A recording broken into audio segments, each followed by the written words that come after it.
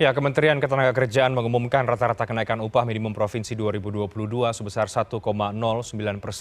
Angka itu jauh dari tuntutan Asosiasi Buruh yang meminta 10%.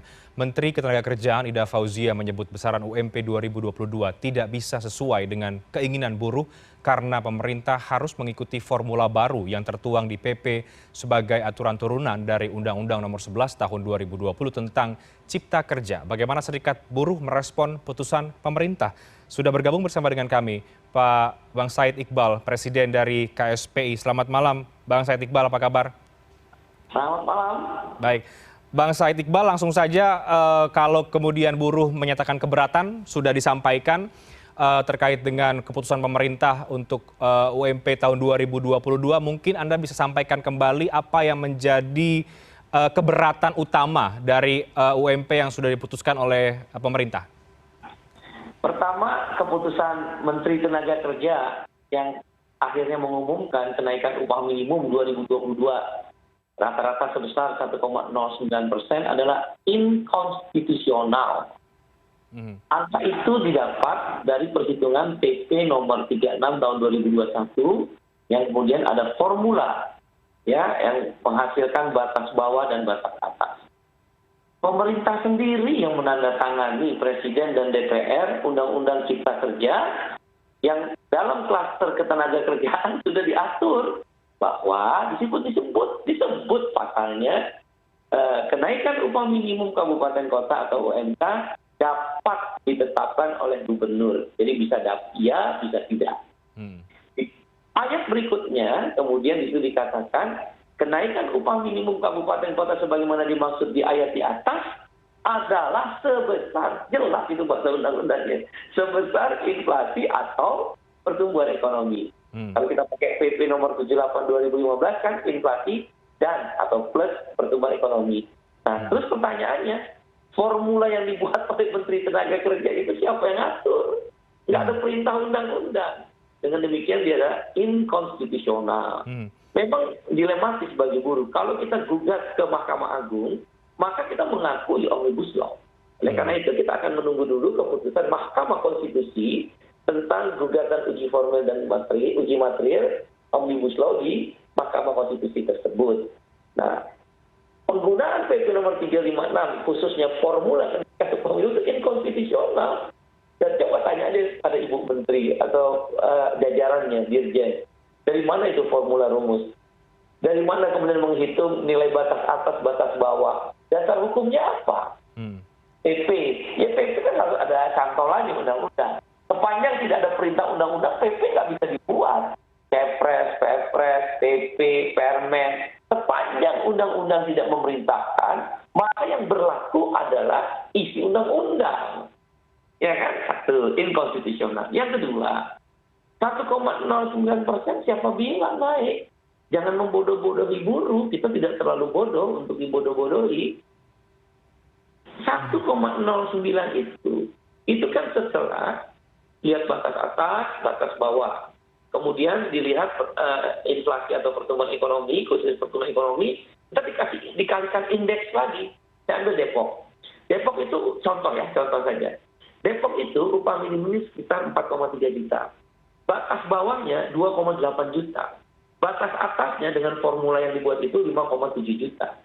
Inflasi Jawa Barat, pertumbuhan ekonomi Jawa Barat 1,76.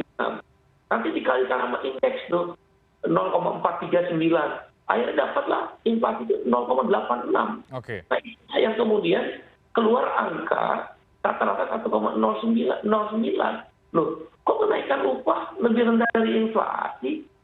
Inflasi aja penyesuaian harga. Karena turun. Apalagi kalau pakai batas bawah. Sesungguhnya tidak ada kenaikan upah minimum 1,09 sebagaimana yang disebut Menteri. Yang terjadi kalau memakai batas bawah, upah minimum turun hampir 50%.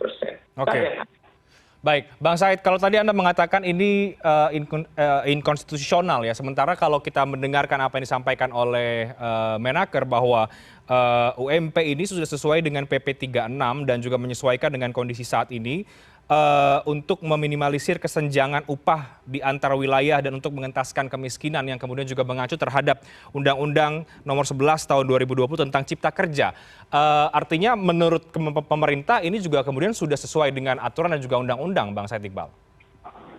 PP nomor 36 yang pakai formula yang disebutkan oleh Ibu Menteri, dasar hukumnya apa? Nggak bisa kita bikin PP tanpa dasar hukum. Oleh karena itu dalam tata urutan perundang-undangan, livernya ke atas. Kalau dalam sebuah undang-undang memerintahkan bikin PP, ada satu pasal. Aturan lebih lanjut tentang pengaturan upah minimum diatur dalam PP, boleh. Tapi bukan formula. Karena nilai kenaikan upah minimum dalam Omnibus Law itu sudah disebut inflasi atau pertumbuhan ekonomi. Kalau yang dimaksud pengaturan lebih lanjut, mungkin tentang mekanisme perundingannya, mungkin tentang tata cara penetapannya, bukan nilai. Di undang-undang sudah disebut. Kemudian Ibu Menteri atau pemerintah, dasarnya apa? Membuat PP. Ya kalau membuat PP tanpa cantolan undang-undang, ya inkonstitusional. Kayaknya kita sedang menggugat di MK, makanya kita males gugat ke MA. Karena kalau gugat ke MA PP ini, berarti kita mengakui Omnibus Law. Kita tinggi keputusan MK. Yang kedua, kalau MK belum inkrah, bagaimana mungkin pemerintah jalan terus? Nabrak hukum dong. Jadi Anda tidak akan membawa ini ke ranah hukum, tidak akan menggugat kalaupun Anda katakan ini adalah inkonstitusional? Loh, kan kita sedang menggugat di MK-nya. MK nggak bisa menyidangkan kalau MK belum menyelesaikan keputusan. Itu ada aturan tata tertib di internal mereka, antara MA dan MK. Bukan kita nggak mau. Kita kan tunggu dulu, kita taat hukum. Sudah menggugat di MK, MK belum ambil keputusan. Nah, MK belum ambil keputusan, belum inkrah. Kok ngeluarin PP nomor 36? Itu inkonstitusional yang kedua. Nah, yang ketiga tadi saya bilang, kalau ada batas bawah, batas atas, saya ini ILO governing body. Salah satu pengurus pusat di Badan PBB di Jenewa. Nggak ada di seluruh dunia. Di seluruh dunia.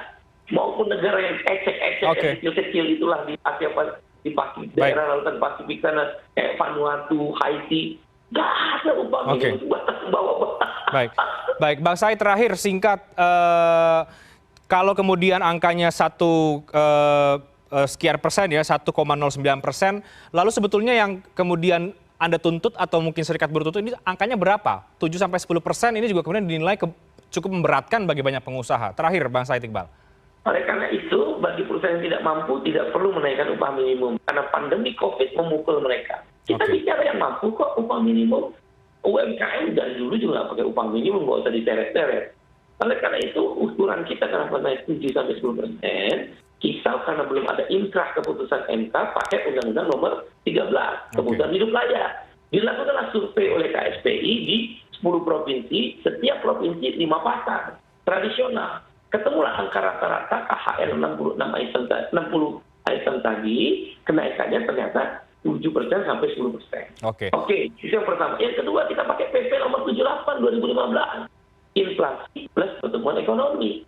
Kalau kita ukur inflasi plus pertumbuhan ekonomi nasional, dari September 2020 sampai September 2021, kan begitu cara ngitungnya, di dalam Dewan Pengupahan, ketemulah angka 5% sampai 6%. Nyambung. Oleh karena itu, yang paling mungkin naiknya 5% sampai angka 7%. Itulah dasar pemikirannya, bukan pakai 1,09%. Rumusan dari mana? Oh, ada di PP. Loh, PP siapa yang perintahin? Uang undang-undangnya nggak perintahin kok. Ini kan akal-akalan, membodohi buruh, dan daya beli akan terpukul. 1,09% daya beli buruh akan terpukul, daya beli terpukul, purchasing power makin rendah, purchasing power daya beli makin rendah, maka konsumsi makin turun. Kalau konsumsi turun, pertumbuhan ekonomi tidak akan tercapai bagaimana harapan Presiden. Baik, Bang Said Iqbal, kita akan tunggu seperti apa kemudian respon dari pemerintah berkaitan dengan penolakan yang disampaikan oleh para serikat buruh. Sayangnya pihak Kemenaker tidak bisa hadir dalam diskusi pada malam hari ini. Tapi terima kasih Bang Said Iqbal sudah bersedia. Presiden KSPI, terima kasih. Sehat selalu Bang Said Iqbal, selamat malam. Selamat malam.